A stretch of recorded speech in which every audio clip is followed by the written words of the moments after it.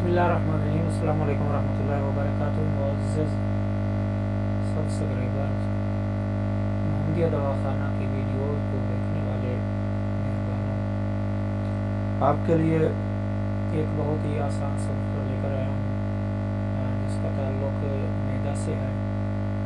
तो हमारे इस चैनल पर आपको कोई ख़ास किसी मर्ज़ की नुस्खे नहीं मिलते, तो मुख्तलिफ़ अमराज़ के नुस्ख़ाजात आपको मिलेंगे।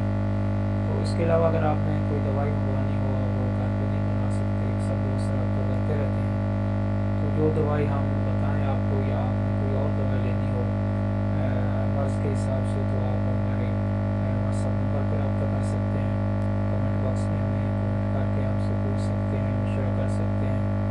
तो व्हाट्सएप नंबर पे आप किसी को भी वक्त मशवरा कर सकते हैं। मशवरा की कोई फ़ीस नहीं, बिल्कुल मशवरा मुफ्त है। तो आपके लिए आज एक और नुस्खा लेकर आया हूँ, इसको आप हाज़म भी कह सकते हैं, फकीर भी कह सकते हैं।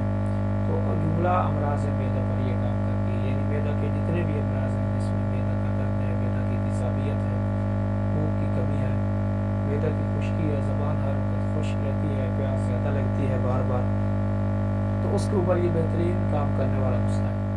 तो दूसरा ये होता है कि हमारे इस चैनल पर आपको आसान से नुस्खे मिलते हैं, जो आप बाज़ार से पंसारी से दवाई लेकर घर में साफ़ करके उसको ग्राइंड करके आप इस्तेमाल कर सकते हैं। कोई इसमें साइड इफ़ेक्ट वाली चीज़ नहीं होती।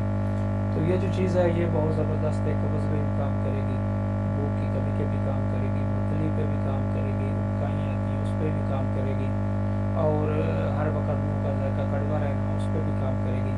तो ये नुस्खा बहुत ही ज़बरदस्त नुस्खा है मैदा, और साथ साथ ये जिगर को भी तक़वियत देता है। तो आपने क्या करना है, नुशादर, फिलफिल स्याह यानी काली मिर्च, जौ खार, ज़ीरा सफ़ेद, पुदीना, सना मक्की, संग दाना, मुर्ग, कलवंजी, रेवंत खताई, कलमी, शोरा, मीठा सोडा, ये आपने बराबर बराबर ले लेनी है। ये चीज़ें सारी चीज़ों को आपने बराबर लेकर इनमें जो साफ़ करने वाली चीज़ें हैं उनको आपने साफ़ कर लेना है।